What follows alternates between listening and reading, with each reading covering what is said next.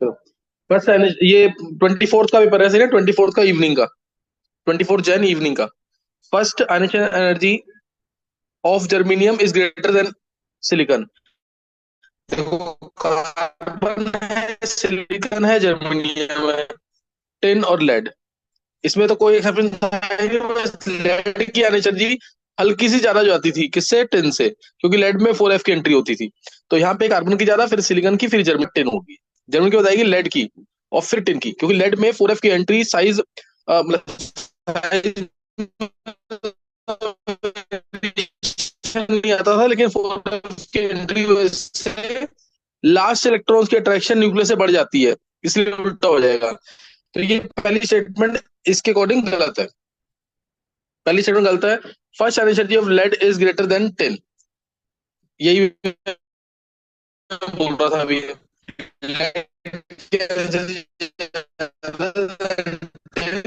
Four F की entry की वजह से।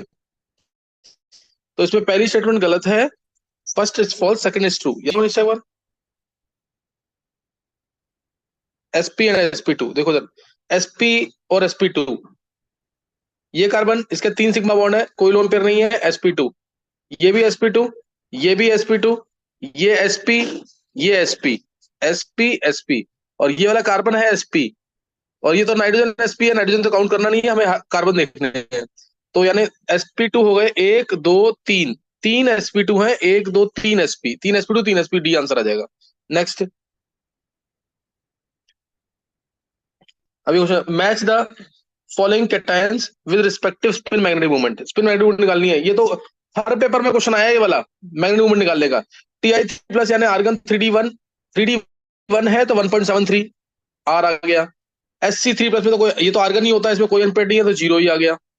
V2+ यानी आर्गन 3D, V5+ होता है आर्गन, यानी V आर्गन 3D3 आएगा ये। आर्गन 3D3 यानी तीन अनपेड, तीन अनपेड है तो 3.87। अंडर रूट में n × n+2 लगाओगे, जितने अनपेड इलेक्ट्रॉन्स, उसी के आगे 0.9 या 0.8 लगा दो, वो आंसर आता है मैग्नेटिक मूवमेंट का। Na2+ यानी आर्गन 3D8, 3D8 यानी दो अनपेड तो 2.8। तो आंसर आ गया ए का आर, बी का क्यू। ए का आर, बी का क्यू कहीं है क्या? ए का आर, बी का क्यू, ये बी में आ रहा है ना, दो से ही वैसे मैच हो जाता है। नेक्स्ट। अब नेम रिएक्शन आ गई है। नेम, इटार्ड रिएक्शन क्या यूज होता है? क्रोमाइल क्लोराइड या एसिटिक एनहाइड्राइड। उसके बाद नेक्स्ट है गेटरमैन रिएक्शन।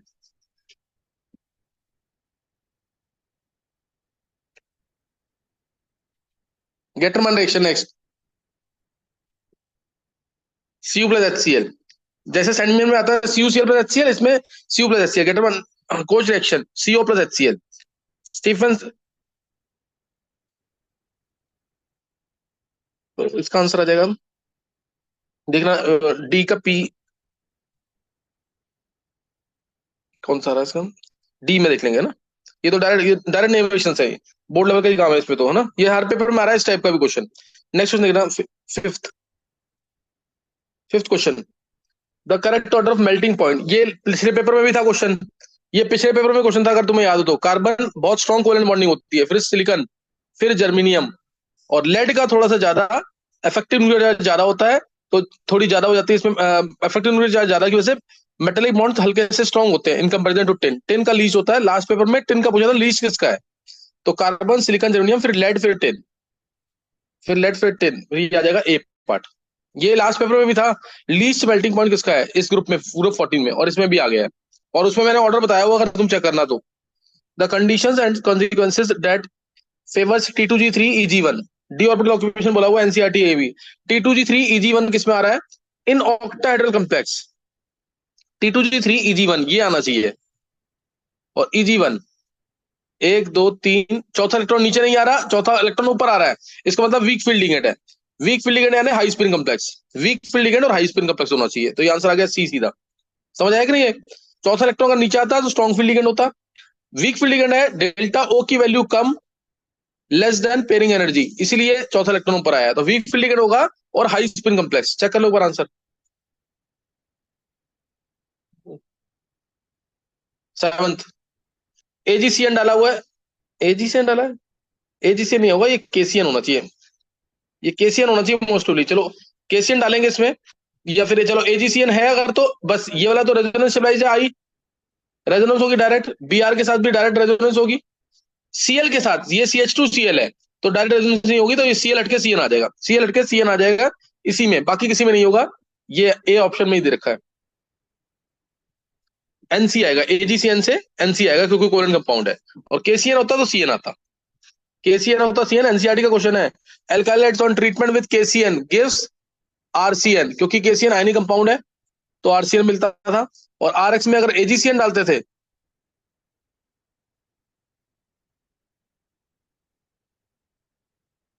अगर इसमें हम एजीसीएन डालते हैं तो आरएनसी मिलता है, तो इसमें आरएनसी आ जाएगा।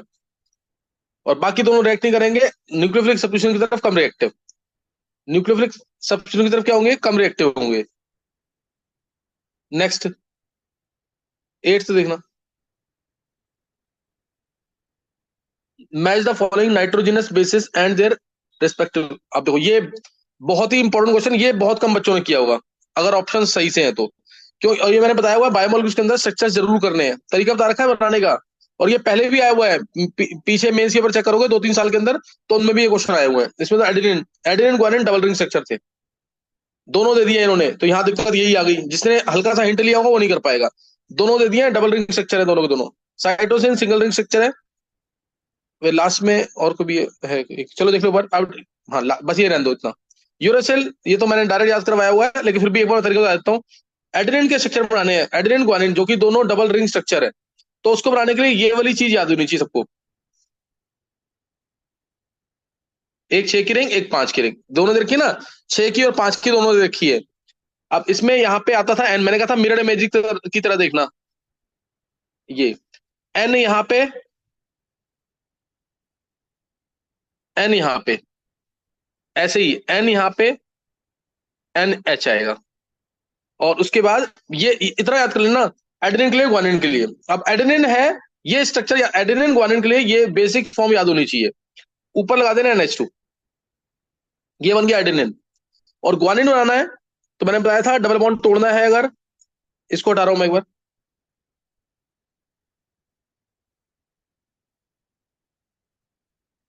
तो ये वाला डबल बॉन्ड ओ जो है, डबल बॉन्ड एन हटाएंगे, ये बन जाएगा NH। और ये डबल बॉन्ड, जब भी एक डबल बॉन्ड हटता है तो एन का NH बन जाता है, और ऊपर लग जाता है डबल बॉन्ड ओ, ये लग गया। और यहां लगा देना NH2, यहां लगा देना NH2, ये बन गया हमारा ग्वानिन। तो डबल बॉन्ड ओ NH, ये वाला आ गया ग्वानिन, ये ग्वानिन होगा। और एडेनिन होगा नीचे वाला, वही सेम चीज, सिर्फ ऊपर NH2 लगाना है तुम्हें, ये आएगा। और यूरेसिल मैंने कहा था डायरेक्ट याद कर लेना, 6 की रिंग वाले में डबल बॉन्ड ओ, बहुत simple structure, double bond O NH, double bond O NH, और एक डबल बॉन्ड यहाँ पे, ये बनाना है। बिल्कुल इजी स्ट्रक्चर है, double bond O NH, double bond O NH, और ये होगा यूरेसिल। और जो साइटोसिन है, साइटोसिन वो होगा जो इसके अंदर 6 की रिंग आई थी ना ग्वानिन के अंदर, वो 6 की रिंग साइटोसिन है, वो 6 की रिंग साइटोसिन है, चेक कर लो ये साइटोसिन आ जाएगा, ये दिखा दिया क्यों। स्ट्रक्चर बनाने का तरीका हिंट दे दिया है मैंने अपने लेक्चर्स में, प्रॉपर बताया हुआ ये पांचों स्ट्रक्चर्स। एक रह गया इसमें थाइमिन, थाइमिन में कुछ करना नहीं है, तो मैं बस यहाँ पे NH2, थाइमिन M आता है ना, मिथाइल ग्रुप लगाना है यहाँ पे, ये थाइमिन बन जाएगा। ए और जी DNA RNA दोनों में है, और C और T DNA में होता है, U और C RNA में होता है, सही ना। T की जगह बस U आ जाता है, T की जगह U आ जाता है। नेक्स्ट देखेंगे स्ट्रक्चर, तो ये मैच कर लेना इसको।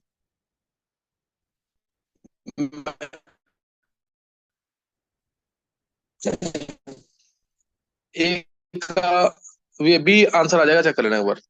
Next question, when ethane 1,2-diamine is progressively added to aqueous solution of nickel second chloride, nickel second chloride है ये रहा, यही होता है निकल सेकंड का aqueous form है, ये है। इसमें ऐड किया हमने ethane 1,2-diamine, ethane EN add किया है प्रोग्रेसिवली, यानी एक एक करके, एक बार एक EN ऐड किया तो आ गया NiH2 होल 4 EN Cl2, दो H2 हटेंगे, एक EN आ जाएगा, दोबारा ऐड किया EN, तो NiH2 whole twice EN whole twice, Cl2 आ जाएगा। फिर ऐड किया तो NiH2O,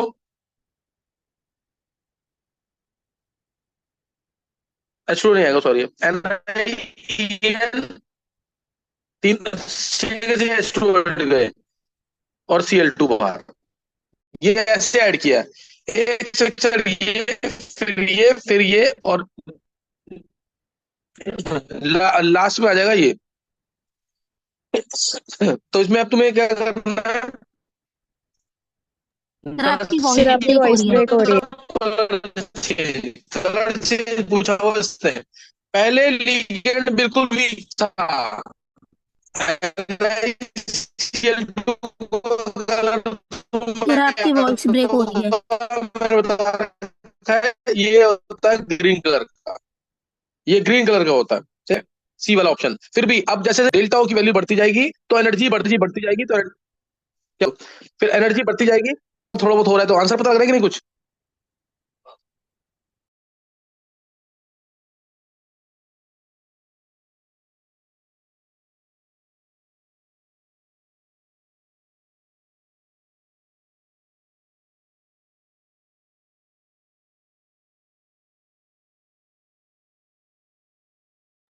निशा देखो एक बार, सही है क्या अब? यस सर अब सही है। चलो अब समझ गए कि नहीं? ये तो जैसे एनर्जी बढ़ती जाएगी, जैसे जैसे लिगेंड आता जाएगा स्ट्रांग वाला, तो एनर्जी बढ़ती जाएगी, एनर्जी बढ़ती जाएगी तो ब्लू आएगा, ब्लू के बाद वायलेट आएगा। देखो ब्लू आया हुआ है, फिर ब्लू आया हुआ, फिर वायलेट आया हुआ है, तो इसका आंसर सी आ जाएगा इसका। नेक्स्ट, ये क्वेश्चन बेटर था एक, 10th question.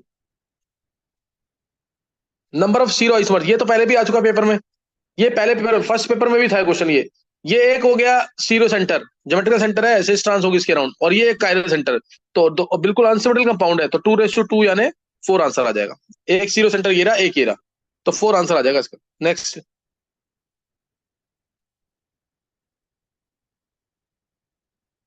above conversion can be done by using reagents among the following, इससे ये बनाना है तो तुम्हें याद होगा, बहुत इंपॉर्टेंट कन्वर्जन है, प्रोटेक्शन करके मैं हर बार क्लास में पूछता था ये। इसमें पहले डालेंगे CH3COCl, फिर Br2Fe, और उसके बाद H2H+। CH3COCl या एसिटिक एनहाइड्राइड कोई भी डाल सकते हैं, डायरेक्ट क्वेश्चन है ये तो। एसिटिक एनहाइड ये डाल दिया, एसिटिक एनहाइड्राइड, फिर Br2Fe, और उसके बाद H2H+। सही ना, NaOH वगैरह से नहीं होगा, सही है। H2SO4 तो ये तो डालना ही नहीं है बिल्कुल भी, तो इसका आंसर ये आ जाएगा सीधा सी।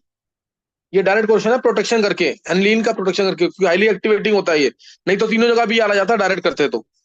नेक्स्ट, ट्वेल्थ, ट्वेल्थ क्वेश्चन, ये भी क्वेश्चन आ रहा है, पिछले दो पेपर में आ चुका है क्वेश्चन ये। एम्पेरिकल फॉर्मूला, मॉलिक्यूलर फॉर्मूला, इन कंपाउंड 54.2% कार्बन है, 9.2% हाइड्रोजन है, and rest is oxygen. 54.2% carbon था, 54.2 डिवाइड बाय 12, ये आ जाएगा 4.5 के आसपास, कुछ 4.5 या 4.6 के आसपास आ जाएगा। चलो 4.5 के आसपास आ गया, डायरेक्ट कैलकुलेशन है। 4.6 मानना है इसको, क्योंकि ऊपर 9.2 है, हाइड्रोजन है तो 9.2 बाय 1, 9.2 आ गया। रेस्ट इज ऑक्सीजन, ऑक्सीजन होगा 54,963, 63.4 यानी 36.6, 36.6 है ऑक्सीजन, बाय 16 करेंगे तो ये आ जाएगा 16 टू द 32, 2.3 के आसपास कुछ आ जाएगा। 2.3 आ गया, अब छोटी वैल्यू से डिवाइड कर देंगे, 2.3, 2.3, 2.3, तो आंसर आ गया ऑक्सीजन 1, हाइड्रोजन 4, और कार्बन 2, तो C2H4O आ गया आंसर। C2H4O एम्पेरिकल फॉर्मूला आ गया, एम्पेरिकल फॉर्मूला ये आ गया, तो 12 2 24, 24 4 28 और 16 44 आ गया ना, 44 आ गया empirical mass.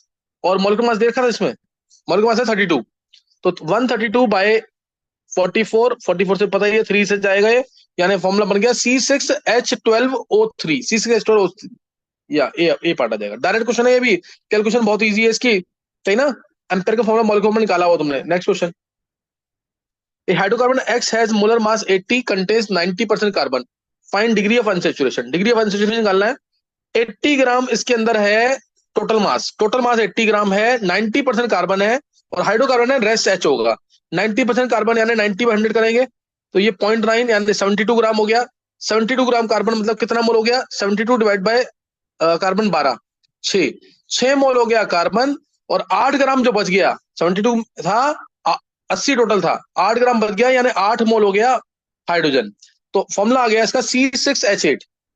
C6H8 degree of unsaturation का फॉर्मूला सबको पता होगा।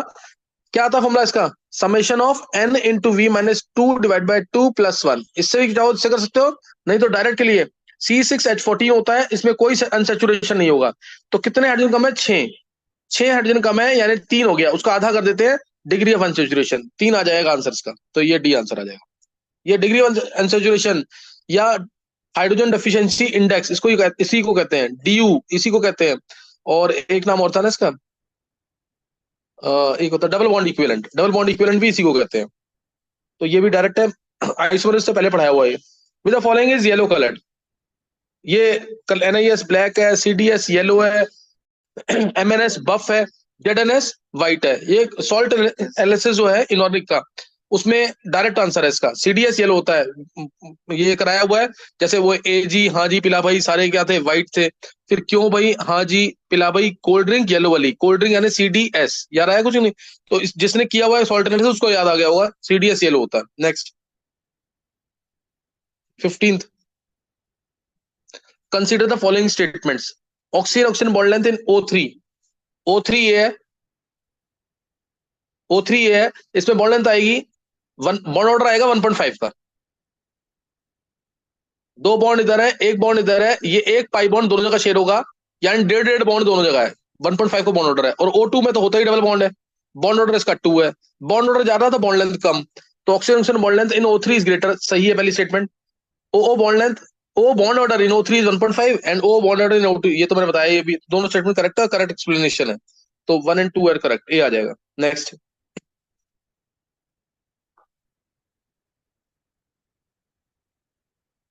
सक्सेसिव आयनेशन एनर्जी दे रखी है एलिमेंट एक्स की। पहली आयनेशन एनर्जी 500 है, दूसरी 600 है, तीसरी ड्रास्टिक चेंज आया, चेक करो 1400 होगा। इसका मतलब इस एलिमेंट में दो ही अनपेड इलेक्ट्रॉन है, तो ये बेरिलियम हो सकता है, मैग्नीशियम हो सकता है, कैल्शियम हो सकता है, दो अनपेड इलेक्ट्रॉन है।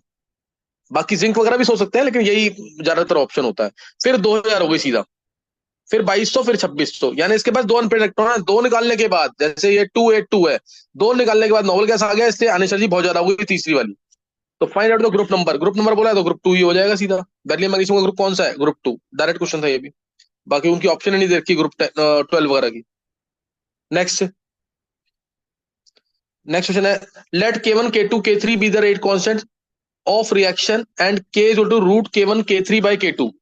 K दे रखा है root K1 K3 by K2 power half, ये दे रखा है। Then find out activation energy of the reaction, EA1 दे रखा है, EA2 दे रखा है, EA3 दे रखा है। कि कंपेयर करके निकालना है तो कंपेयर करके निकाल दो, नहीं तो मैंने तुम्हें सिखाया हुआ क्लास के अंदर, अगर मल्टीप्लाई हो रहा है तो ऐड करना है, मल्टीप्लाई हो रहा है ऐड करना है, डिवाइड हो तो माइनस करना है। मल्टीप्लाई कौन से हो रहे हैं? E1 और E3। E1 10 है, ये 60 है, दोनों को ऐड करो, 70 आ गया। 70 में से 30 गया, 30 गया क्यों? क्योंकि नीचे K2 है, तो 70 माइनस 30 40 आ गया, और पावर हाफ है तो उसको आंसर को हाफ कर दो, हाफ इंटू 40 यानी 20 आ जाएगा आंसर। जिसको समझ के करना है वो K का फॉर्मूला लिखो, AE⁻⁻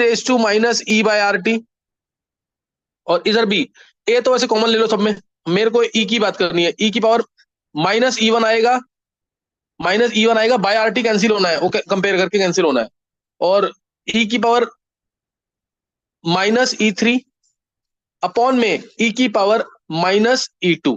अब तुम खुद देखो, पावर हाफ है, पावर हाफ है, सही ना? एक ही बार हाफ से कोई मतलब नहीं है, वो कैंसिल हो जाएगा सब। तो ये जब हाफ अंदर जाएगा तो -E1/2 प्लस -E1/2 -E3/2 और प्लस हो जाएगा E2, +E2/2।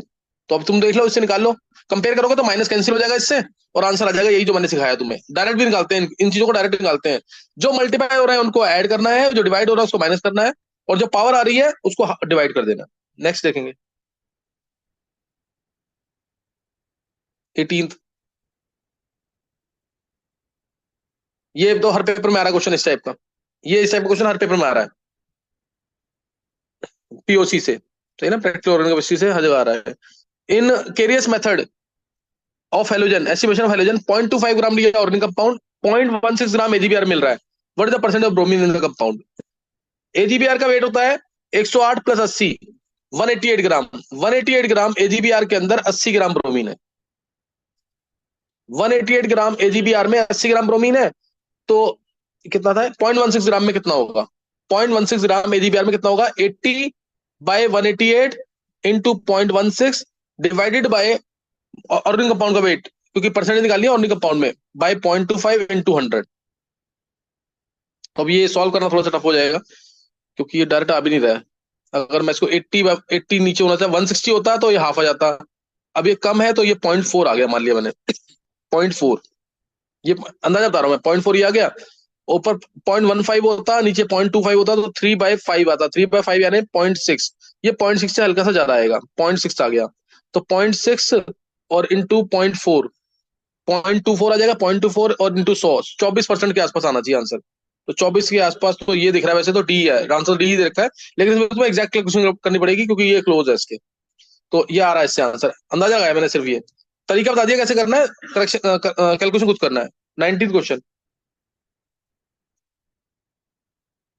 The reaction between 1 molar base and 1 molar acid, 1 molar base और 1 मोलर एसिड है, बोला कि टेम्परेचर राइज किसमें होगा, मैक्सिमम टेम्परेचर राइज होना चाहिए मैक्सिमम, तो उसके लिए दोनों के वॉल्यूम इक्वल होने चाहिए।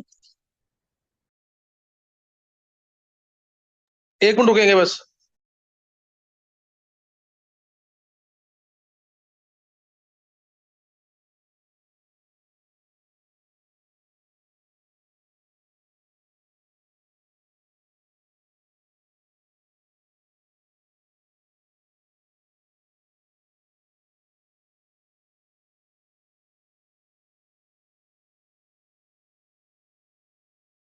लास्ट है, अच्छा देखेंगे जल्दी से। डायरेक्शन 1 मोलर बेस है, 1 मोलर एसिड है, with following temperature rise maximum किसमें होगा, जब वॉल्यूम क्या हो, दोनों का लगभग बराबर होगा तो टेम्परेचर राइज मैक्सिमम होगा। 30 ml एसिटिक एसिड है, 30 ml, वॉल्यूम तो बराबर है लेकिन एसिड वीक है। 45 ml ये, 25 ml ये, तो 25-25 का न्यूट्रलाइजेशन होगा, लेकिन एसिड वीक है अभी भी। अब यहाँ पे एसिड स्ट्रॉन्ग है, 30 ml ये है, 30 ml NaOH है, एसिड भी स्ट्रॉन्ग बेस भी स्ट्रॉन्ग, तो इस केस में मैक्सिमम होगा। 50 ml ये है, 20 ml ये है, यानी न्यूट्रलाइजेशन सिर्फ 20 का ही होगा, 20 इसका है कम वाला, तो 20 इसका होगा, यानी आंसर सी होगा। ये हो गए क्वेश्चन क्या, निष्ठा? Yes sir. निष्ठा एक बार पेपर पूरा शो कर दो, ऊपर से मैथ्स भी फिजिक्स भी, और अगर है तो इसमें सारे शो कर दो ताकि आंसर सारे देख लें। सर इसमें तो नहीं है। इसमें सिर्फ केमिस्ट्री है? Yes sir. हाँ बोलो, इसमें सिर्फ केमिस्ट्री है? यस सर, मैं शो करती हूँ लेकिन 2 मिनट। अच्छा कर दो एक बार।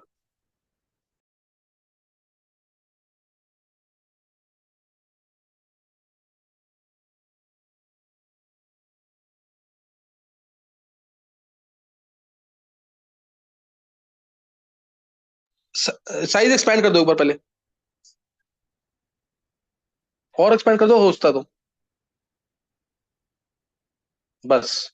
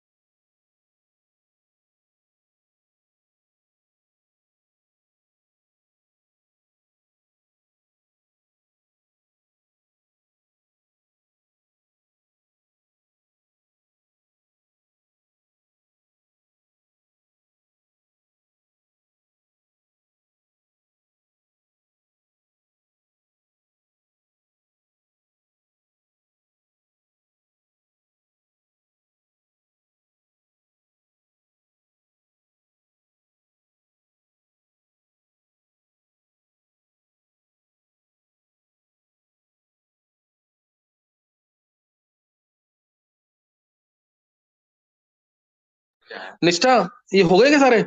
Yes sir. निश्चय एक काम कर दोगे, तुम्हारे तो पेपर सारे पड़े हुए हैं इस समय, तुम एक बार सारे पेपर शो कर सकते हो एक लेक्चर में? Yes sir. मैं एक बार इसको एक बार रिजॉइन करना तुम निश्चय, ना पेपर दिखा देना सिर्फ सारे, ताकि एक ही पेपर में एक ही मतलब लेक्चर में सारे देख लें सब, सही है ना? सही है निष्ठा? Yes sir. एक मिनट रिजॉइन करना अभी, और ये मेरे को भेज देना अभी।